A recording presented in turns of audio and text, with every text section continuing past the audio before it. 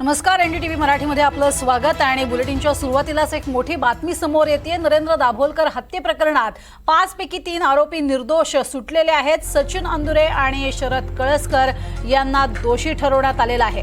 सचिन अंदुरे आणि शरद कळसकर यांना जन्मठेपेची शिक्षा ही सुनावण्यात आलेली आहे। तब्बल 10 वर्षांनंतर हा न्याय होताना आपल्याला पाहायला मिळतोय। दाभोलकर हत्या प्रकरणात 5 पैकी 3 मात्र दोषमुक्त करण्यात आलेला आहे, कारण त्यांच्याबद्दलचे सबळ पुरावे हे नसल्यामुळे न्यायालयानं त्यांना सोडलेलं आहे। तर सचिन अंदुरे आणि शरद कळसकर हे मात्र दोषी ठरलेले आहेत। आताची सगळ्यात मोठी अपडेट आपण बघतोय।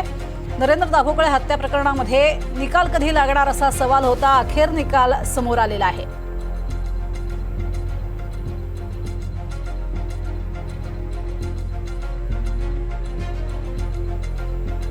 मराठी बुद्धिवादी, विज्ञानवादी, समाज सुधारक अशी ओळख ही नरेंद्र दाभोलकर यांची आणि तब्बल आपण बघतोय 10 वर्षांनंतर हा निकाल समोर आलाय।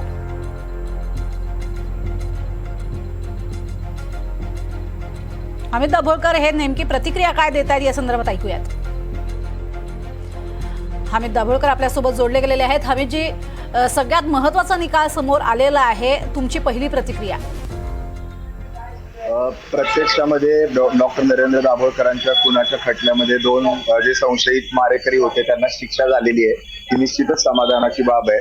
कायदा सुव्यवस्थेवरती आणि न्यायालयावरती विश्वास ठेवून गेली 11 वर्ष ही लढाई आम्ही लढली आणि त्यामुळं कायद्यावरच्या, न्यायावरच्या, न्यायालयांवरच्या विश्वासाला कार्यकर्त्यांच्या बळ देणारा हा निर्णय आहे। परंतु त्याच्या पाठीमागे असलेले जे सूत्रधार आहेत ते मात्र या खटल्यामधून सुटलेले आहेत। त्यामुळे त्यांच्या विरोधामध्ये उच्च न्यायालय आणि सर्वोच्च न्यायालयापर्यंत ही लढाई आम्ही सगळेजण घेऊन जाऊ, हे आपण लक्षात घ्यायला पाहिजे। याबरोबर या व्यापक गटातले आणखीन 4 खटले आहेत, ज्या 4ही खटल्यांच्या मध्ये सुनावणी चालू आहे। पानसरे, कलबुर्गी, गौरी लंकेश आणि नालासोपारा इथे झालेला बॉम्ब सापडले त्याच्या संदर्भातले। त्यामुळे ते 4ही खटल्यांविषयी ज्यावेळेला निकाल लागेल त्यावेळेला एकूण व्यापक कट हा समाजाच्या समोर येईल अशी अपेक्षा आहे। अगदी। मात्र हमीदजी, या निकालानंतर आता पुढचं पाऊल तुमचं काय असणार आहे? कारण तुम्ही जसं म्हणताय की 3 जण निर्दोष सुटलेले आहेत, त्यांच्याबद्दलचे जे सबळ पुरावे समोर असायला हवेत ते न्यायालयाकडे नव्हते।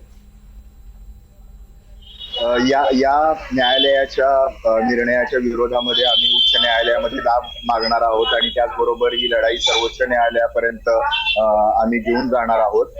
या निमित्ताने ज्यांनी या कालखंडामध्ये सातत्याने आमची पाठराखण केली, हायकोर्टामध्ये आमचे वकील अभय नेवजी आणि सीबीआयचे वकील ज्यांनी ही केस लढवली, ऍडव्होकेट प्रकाश सूर्यवंशी, त्याचबरोबर आमच्या कुटुंबाचे या केस मधले वकील ओंकार नेवजी आणि अनिसचे सगळे कार्यकर्ते ज्यांनी अतिशय निर्धाराने या कामामध्ये आमची पाठराखण केली, महाराष्ट्रातल्या ज्या जनतेने, माध्यमांनी आमची पाठराखण केली, त्यांच्याविषयी कृतज्ञता व्यक्त करतो आणि अनिसचं काम याच निर्धाराने आम्ही इथून पुढे चालू ठेवू, हे मी आज सांगू इच्छितो। अगदी। हमीदजी, या सगळ्यामध्ये जो तपास पोलिसांकरवी सुरू होता त्याच पद्धतीनं तुम्ही सुद्धा या सगळ्यामध्ये तपास करत होता, तुमची एक मोठी टीम सुद्धा यासाठी कार्यरत होती। आता अनेक धागेदोरे हे तुम्हाला सुद्धा माहिती आहेत, त्या संदर्भात तुम्ही काय करणार आहात आणि न्यायालयात कुठे काही बाजू कमी पडल्यात असं वाटतंय का तुम्हाला? नाही, तपास तर सगळा पोलिसांनीच केलेला आहे। त्या तपासावरती माननीय उच्च न्यायालयाची देखरेख होती आणि आम्हाला ज्या गोष्टी आमच्या बाजूने माहिती होत्या त्या आम्ही पोलिसांना आणि उच्च न्यायालयाला वेळोवेळी आमच्या वकिलांच्या मार्फत पोहोचवलेल्या होत्या। त्यामुळे तपास करणाऱ्या पोलीस यंत्रणेवरती आम्ही सातत्याने विश्वास ठेवलेला होता आणि आता तर तपास पूर्ण झालेला आहे केसचा। त्यामुळे आता उरलेली जी न्यायालयीन लढाई आहे ती आम्ही निर्धाराने लढू। अगदी। पण जे निर्दोष आहेत अशा निर्दोषांवरती सुद्धा कारवाई व्हावी असं काही तुमचं म्हणणं आहे का? त्यांच्या संदर्भातले काही पुरावे तुमच्याकडे आहेत का की जे देणं बाकी आहे, देणं राहिलेलं आहे, ज्याच्यामुळे असा निर्णय समोर आलेला आहे? पुरावे आहेत ते ऑलरेडी पोलिसांकडे आहेत आणि त्याविषयीचे पुरावे शोधणं हे पोलिसांचं काम आहे, ते अंधश्रद्धा निर्मूलन समितीचं किंवा कार्यकर्त्यांचं काम नाही। त्यामुळे त्या बाबतीमध्ये पोलिसांवरती आम्ही विश्वास ठेवून आहोत। अगदी। मात्र आता पुढचं जे पाऊल असणार आहे ते कशा स्वरूपाचं असणार आहे? कारण तुम्ही जसं म्हणताय की जे मुख्य धागेदोरे आहेत ते अजून हाती लागलेले नाहीयेत किंवा त्यांच्यापर्यंत अजून यंत्रणा पोहोचलेली नाहीये। एक मिनिट ताई, मला जायला लागेल, एकच मिनिट। थँक्यू।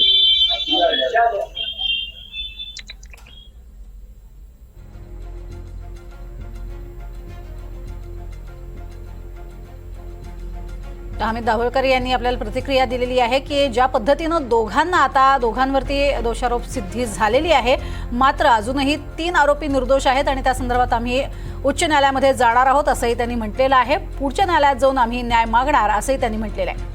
आताची सगळ्यात महत्त्वाची बातमी आपण बघतोय. एकीकडे थोडासा दिलासा मिळालेला आहे दाभोळकर कुटुंबियांना, मात्र तरीही मूळ धागेदोरे जिथपर्यंत आहेत तिथपर्यंत त्यांनी जावं, तपास व्हावा, पोलिसांनी अजून तपास करावा अशी मागणी ही अमित दाभोळकर यांनी व्यक्त केलेली आहे. सचिन अंदुरे आणि त्याचबरोबरीनं शरद कळसकर यांना जन्मठेपेची शिक्षा सुनावण्यात आलेली आहे. आताची महत्त्वाची आणि मोठी बातमी आपण बघतोय. मात्र ज्यांनी प्रत्यक्ष गोळ्या झाडलेल्या आहेत त्यांना शिक्षा झालेली आहे. हत्येचा विचार नेमका कोणाचा होता, ते मूळ कोण आहेत, सोर्सेस, त्यांनाही शोधणं गरजेचं आहे असं मत अमित दाभोळकर यांनी व्यक्त केलेलं आहे. आणि त्यामुळे सचिन अंदुरे आणि शरद कळसकर हे दोषी ठरलेले आहेत त्याबद्दल समाधान व्यक्त केलेलं आहे. मात्र मूळ धागे दोरे कुठून आहेत त्याचाही शोध लागणं गरजेचं आहे असं अमित दाभोळकर यांनी म्हटलेलं आहे. आणि त्यासाठी आम्ही पुढच्या न्यायालयामध्ये जाणार आहोत आणि त्यासाठी आम्ही दाद मागणार आहोत असं त्यांचं म्हणणं आहे. पोलीस या संदर्भातला सुद्धा तपास करतील असंही त्यांचं म्हणणं आहे. ज्या तिघांची सुटका झालेली आहे त्यांच्या संदर्भातले पुरावे जे आहेत ते सबळ स्वरूपाचे नव्हते असं न्यायालयानं म्हटलेलं आहे. तर ते सबळ पुरावे जे काही असतील, जे गरजेचे असतील अशा स्वरूपाचे पुरावे शोधून काढणं हे सुद्धा एक महत्त्वाचं काम आता असणार आहे असंही त्यांनी म्हटलेलं आहे. तर विक्रम भावे, शरद कळसकर हे निर्दोष सुटलेले आहेत. 5 पैकी 3 जण हे निर्दोष सुटलेले आहेत. सचिन अंदुरे आणि शरद कळसकर मात्र दोषी ठरलेले आहेत.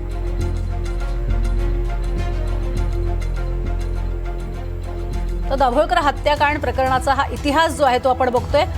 20 ऑगस्ट 2013 रोजी दाभोळकरांची हत्या झाली.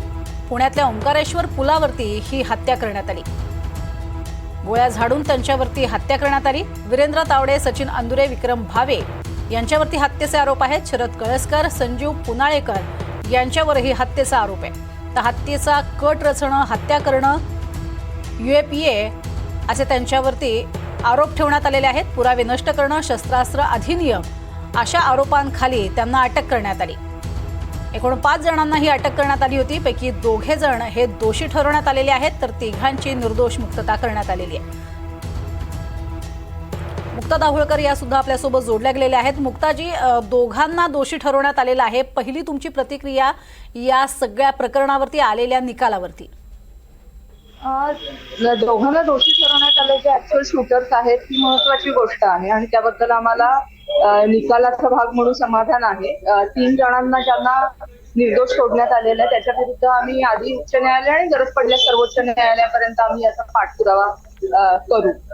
अगदी. जे निर्दोष सुटलेले आहेत, कारण 3 जण निर्दोष आहेत, तर त्या संदर्भात तुमचं काय म्हणणं आहे? त्यातले 1 जण 8 वर्ष तुरुंगामध्ये होते आणि हे डॉक्टर तावडे किंवा इतरही जे 2 आरोपी आहेत त्यातले 1 जण हे इतर खुनांच्या मध्ये इतर जे 3 खून झालेले आहेत त्याच्यामध्ये देखील आरोपी आहेत. त्यामुळे मला असं वाटतं की इतर ठिकाणी देखील ही न्यायाची प्रक्रिया चालू राहील. इतर ते 3 खून कलबुर्गी, पानसरे आणि गौरी लंकेश यांचे झालेले आहेत. ते त्याचबरोबर आम्ही उच्च न्यायालयामध्ये देखील हे जे निर्दोष सुटलेले आहेत त्याच्या विरुद्ध आम्ही अपील करू. अगदी. सबळ पुरावे नाहीत असं सांगितलं जातंय ह्या 3घांसंदर्भात, तर ते सबळ पुरावे आता तुमच्याकडे असणं गरजेचं आहे. त्यासाठी प्रयत्न करावे लागणार आहेत तुम्हाला? आमच्याकडे कसे असणार सबळ पुरावे? सबळ पुरावे तपास यंत्रणांकडे असलं पाहिजे. आम्ही तुमच्यासारखे सामान्य नागरिक आहोत की जे देशाच्या सगळ्या तपास यंत्रणांच्या वरती, न्याय व्यवस्थेवरती विश्वास ठेवून 11 वर्ष हा लढा लढलेला आहोत. आणि पुरावे गोळा करणं हे तपास यंत्रणांचं काम आहे. त्यामुळे हे 3च जण एवढंच नव्हे तर या संपूर्ण CBIने स्वतः म्हटलंय की हा एका दहशतवादी गटाचा भाग आहे. त्यामुळे त्यांनी या संपूर्ण दहशतवादी गटाच्या मागचे खरे सूत्रधार, आज शूटर्स पकडले जाणं महत्वाचं आहेच कारण त्यांनी ऍक्च्युअल शूट केलेलं आहे. त्यामुळे पण हे सूत्रधार पकडले जाणं आवश्यक आहे. धन्यवाद. अगदी. तुम्ही जसं सूत्रधार म्हणतायत, या सूत्रधारांचा शोध लागणं पण तितकंच गरजेचं आहे.